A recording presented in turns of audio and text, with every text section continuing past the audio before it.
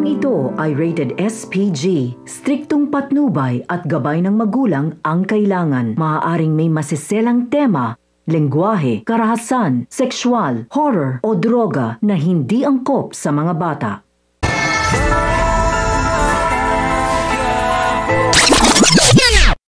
Sinabi ni Olga kay David na matalino ang kanyang kapatid na si Ramon at hindi ito basta-basta maluloko, at wag umanong ipakita ni David na tanggap lang siya ng tanggap at kailangan itong magpakipot para di mahalatang gahaman ito. Habang nasa hapagkainan ay nagpaalam si Mokang, at dito sinabi ni Mokang sa kanyang sarili kung ano daw ba ang kanyang ginagawa.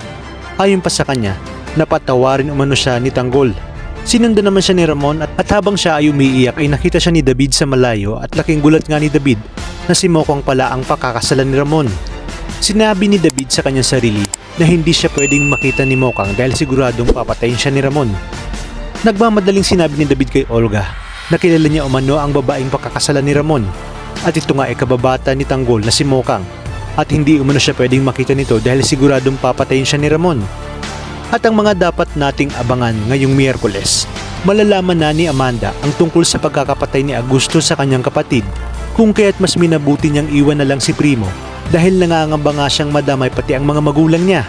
Habang sa kulungan naman ay pinayuhan ng kanyang mga kaibigan si Tanggol na kinakailangan na nitong mag-move on kay Mokang dahil marahil mas gusto ni Mokang ay mayaman at kaya siyang iahon sa kahirapan. Di na nga magkanda-ugaga sina Olga at David kung ano ang kanilang susunod na hakbang dahil nalaman na nga ni David na si Mokang ang mapapangasawa ni Ramon, kung kaya't delikado umano ang buhay niya. Ayon kay Olga, walang magagawa ang kakadada ni David kung kahit agad silang dumaan sa likod upang makaalis si David sa mansyon. At habang nasa sasakyan ay sinabi ni David sa kanyang sarili na saan ay tama ang pasan niyang tinayaan niya si Olga dahil nga hindi siya papayag na hindi makuha ng buong buo ang lahat ng pinaghirapan niya. Talaga nga namang napakagahaman ni David kung kahit sutdulan na ang kasama ang gagawin nito para lang sa pera. Kaya naman mga kapamilya, tutok lang dahil marami pa tayong dapat abangan dito lang sa pambansang teleserye ng Sambayanan, ang FPJ's Batang Quiapo.